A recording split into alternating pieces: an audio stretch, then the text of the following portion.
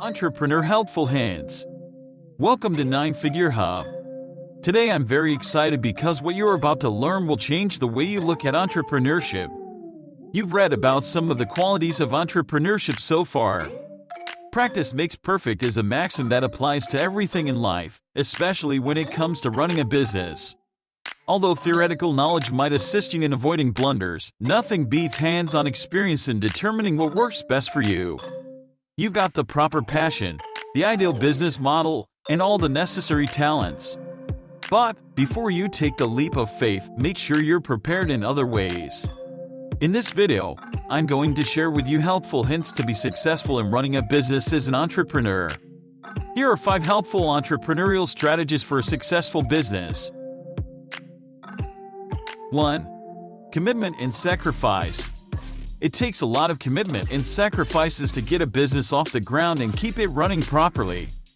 As a result, whether you're young or old, your personal life will be impacted.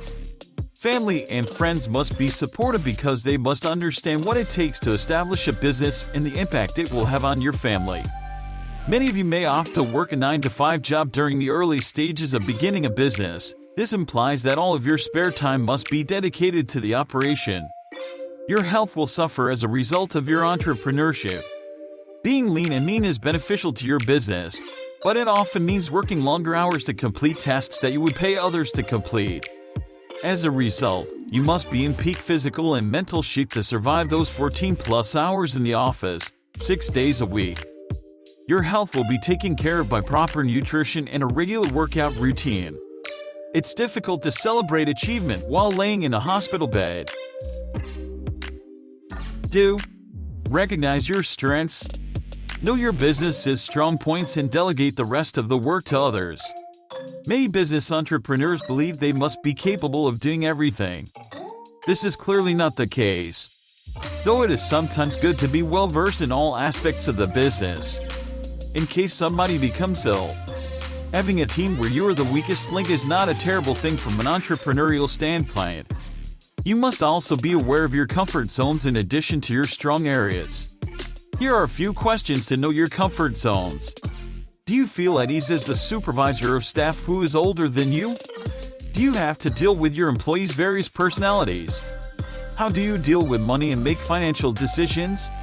Do you feel like taking out a loan to start a business before seeing any profits?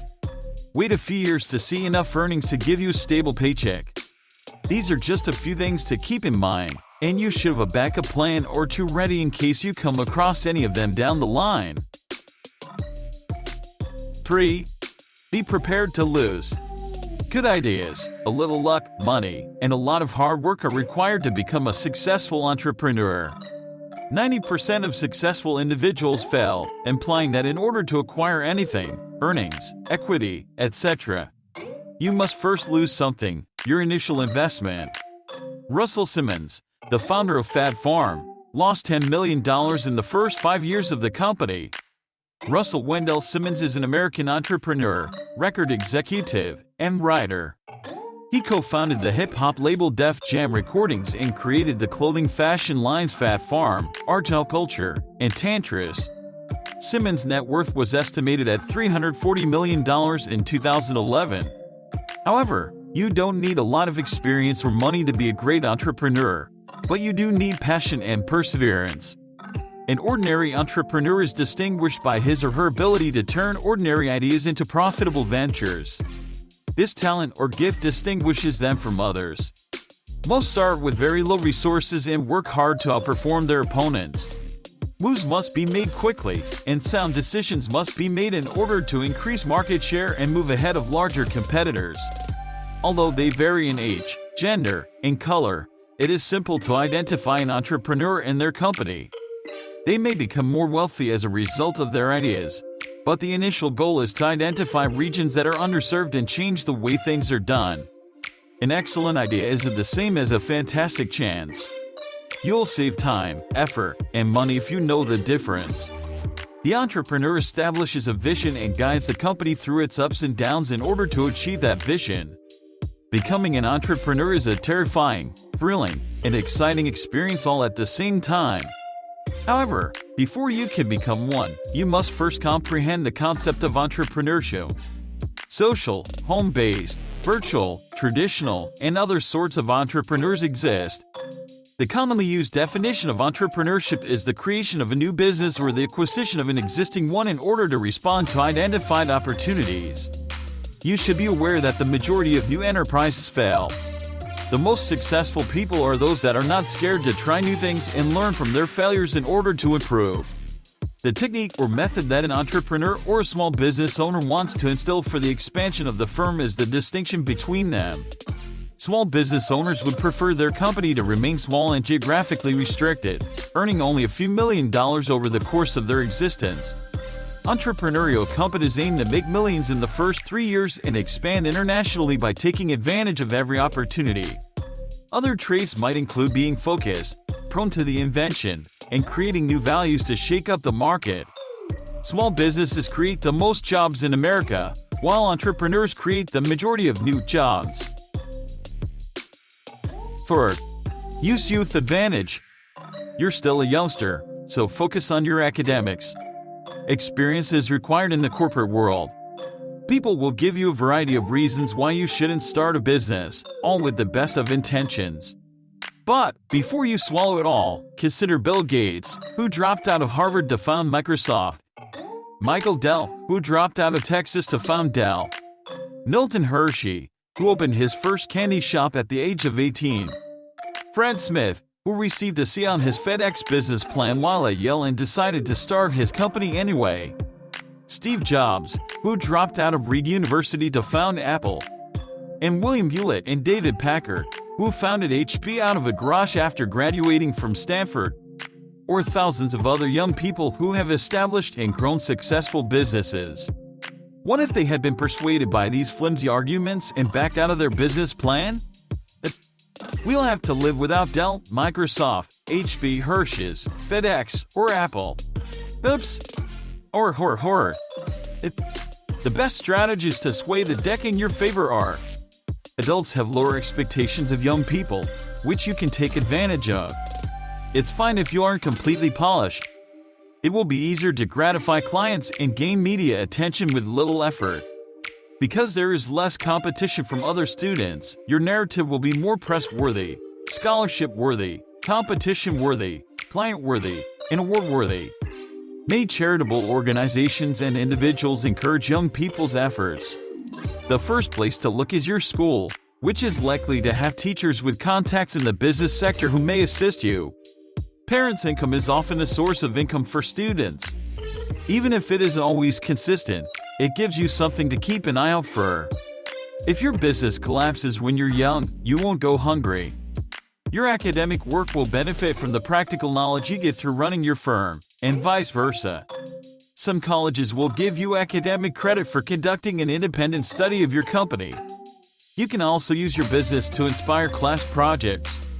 Young individuals have a different view of the world than older folks. This perspective allows them to see many changes that have previously gone unnoticed. Microsoft, Dell, HP, Hershey's, Apple, and Forks founders will attest for you. 5. Think strategically. Strategic planning is both a science and an art form. To genuinely excel, you must employ both the right and left sides of your brain, which requires both confidence and practice. The following are some of the skills that excellent strategists have and employ on a regular basis. They have big ideas and apply smart thinking to make them a reality. Having both of these qualities allows them to envision a desirable future and develop a strategy to achieve it, focusing on both the details and the broad picture. Take a break from the everyday grind of a 9-to-5 job. This is something that all great strategists do. Simply go to a peaceful spot, preferably a weekend retreat. But if that isn't possible, take a day or even an afternoon off and sit with your thinking hat on. Give it a shot. Strategic thinking isn't about making easy money, as the term implies. It's about understanding the broad picture and establishing plans for the future. Although the initial results may not be stunning, strategic thought pays off in the long run. The fact that strategies, like masterpieces, require time to design, fine-tune, An update is one explanation for the sometimes underwhelming early result. Great strategists are always aware of what is going on around them. There are certain clues, subtle or otherwise, in all business issues that alert people who observe them to the possible directions in which the concern can be taken. Great strategists absorb this information, which aids them in better formulating strategies anytime inspiration strikes, whether on vacation, on a morning stroll, or shortly after the first cup of espresso. Their capacity to recognize and form connections serves them well. Make sure your brilliant concept isn't just a fantasy. All great thinkers should double-check their ideas to ensure that they are sound and will hold up in a world full of issues and changes. Don't rely solely on yourself, no matter how capable you think and or believe you are. Use reputable people as sounding boards for your ideas. Two heads are better than one is a true saying in strategic thinking than too many cooks. Well, thank you for watching. Make sure to subscribe, hit the like button and turn on the notification bell.